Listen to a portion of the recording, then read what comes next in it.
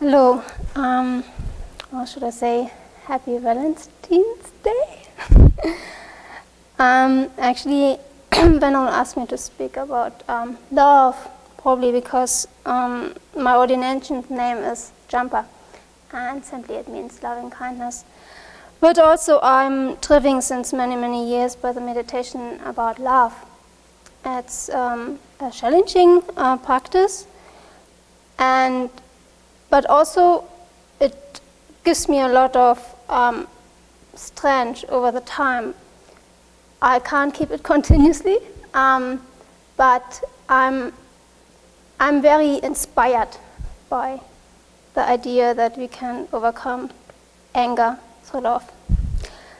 And actually, Valentine days never meant something for me. I'm born in the GDR, we didn't have that.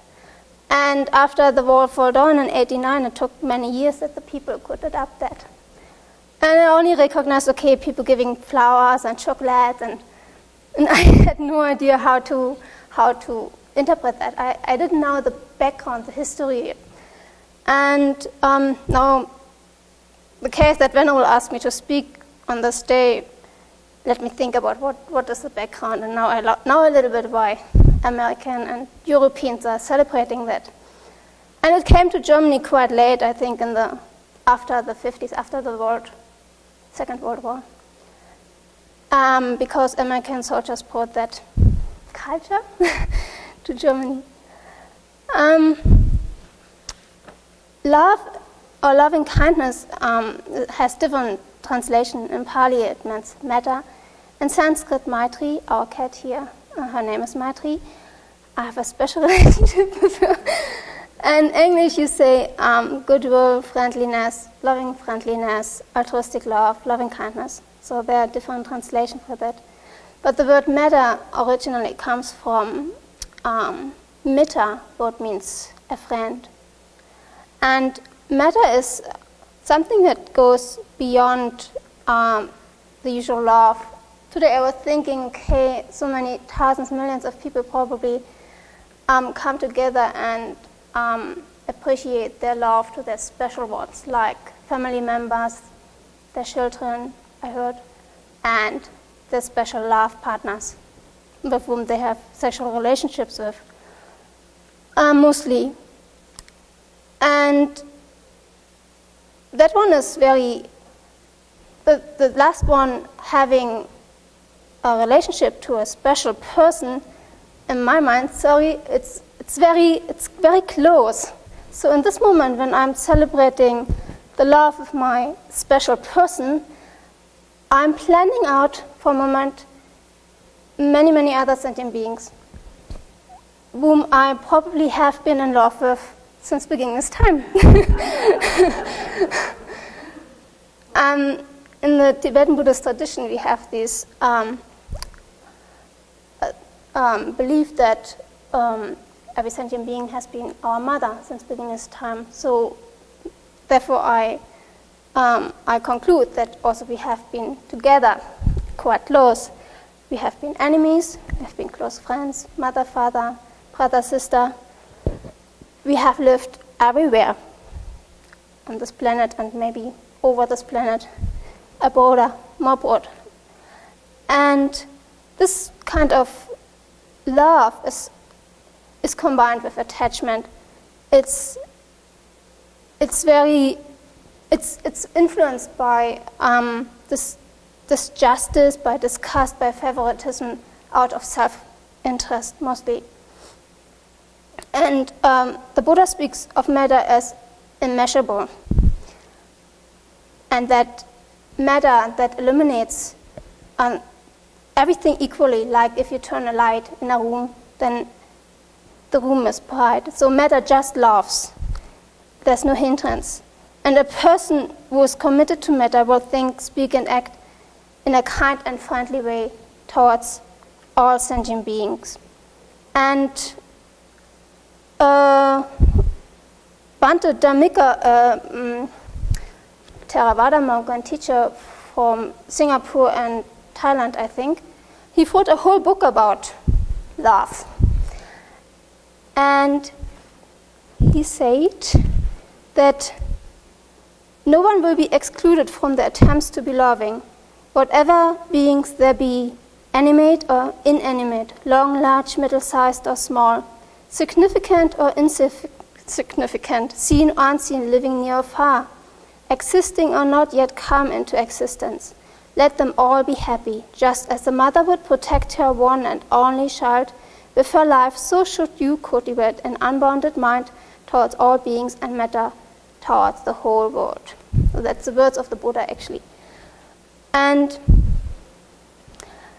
so this person who is committed to matter, he, she values all sentient beings equally.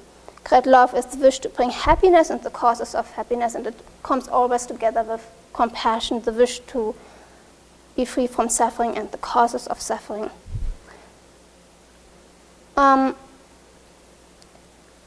I personally want to speak about how I try to develop love in my daily life here.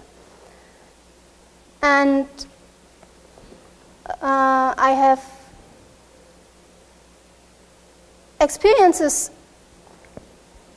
in a sense that I got really challenged in my approach to love, to feel closeness, to remember myself that this sentient being I approach as an enemy right now was my kind mother in previous lives, and also have been in love with, so my best friend, and so this person wasn't always been my enemy.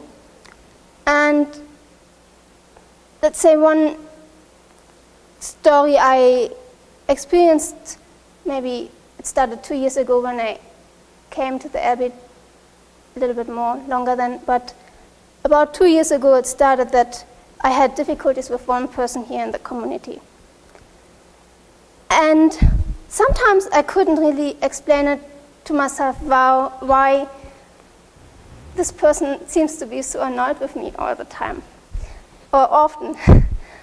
Sometimes I could understand it, but not really often. And I had so little experiences and strength in myself to keep up with patience and loving kindness and so on. And I didn't also had the right tools to communicate properly and to express my needs and feelings and so on. So over the time, it got stuck in myself. I developed more and more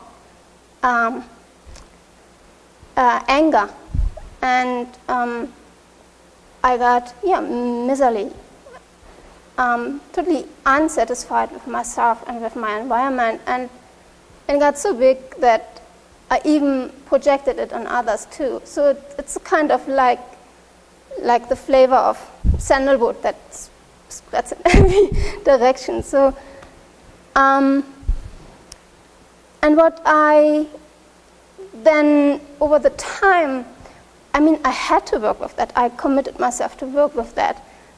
And I read more and more the Dharma, and was thinking more and more about the Dharma. And I recognized that's really not the person I'm having problem with.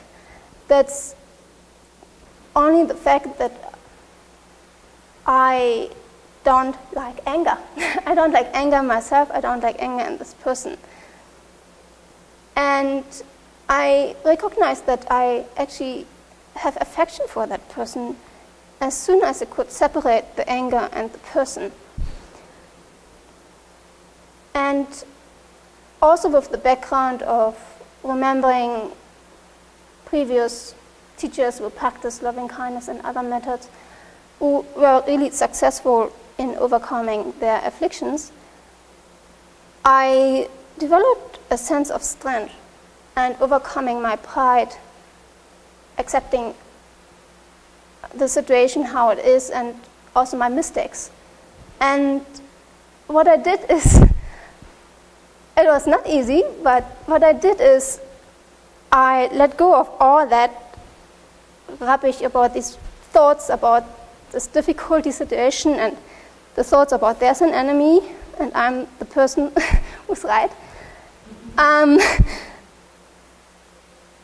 I asked this person for forgiveness.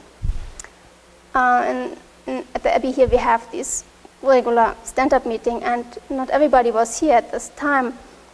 And the stand-up meeting is coming together, speaking about the day and rejoicing what we have done the past days or day.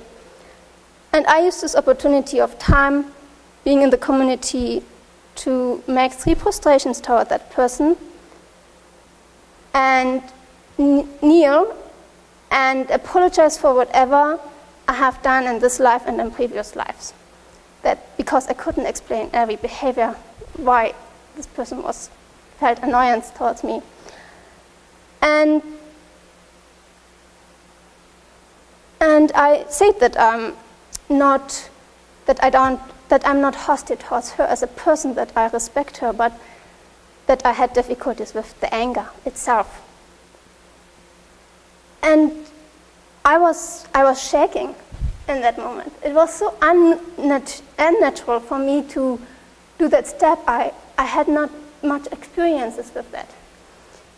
But it felt like letting go of all these ego-controlled behavior and getting in contact with a human being in myself and the other person. And since then, it's some time ago, some months now, but since then this relationship has incredibly changed. In myself, I feel a much more closer relationship, but I really didn't have that. I had always this knot in my heart, only seeing this person. I don't know if you know that, but it's you can't get over it. It comes immediately. Like another person said to me once here, I only need to see you and I feel annoyance. and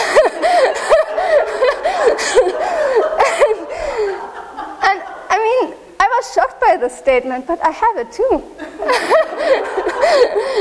I had to recognize that, and that's a step in the right direction, I think, if we recognize our own behavior. So that's an example how one might work with overcoming hatred and developing love. A love what's not only oriented towards a person we choose maybe to live with. A love that's also oriented towards your enemy. You think it's your enemy. And from that, you can go further and overcome more and more inner hindrances to feel love for others too. And the benefits of love is incredible. There are some sutras from the Buddha who said how much benefit you will receive from cultivating love and kindness. And in the King of Meditation Sutras, he said that the cultivation of love is extremely great. It is immeasurable times greater than offering whole lands filled with food, drink, etc. Also in the Sutra of Manjushri's land, Buddha said that there is a Buddha land in the northeast of this world where the beings are extremely happy because of their cessation of gross feelings and discriminations. They can abide in meditative stabilizations without any difficulties. The happiness makes it easy for them to engage in virtuous behavior for 10 millions of years. They do not engage in any of the 10 non-virtuous actions.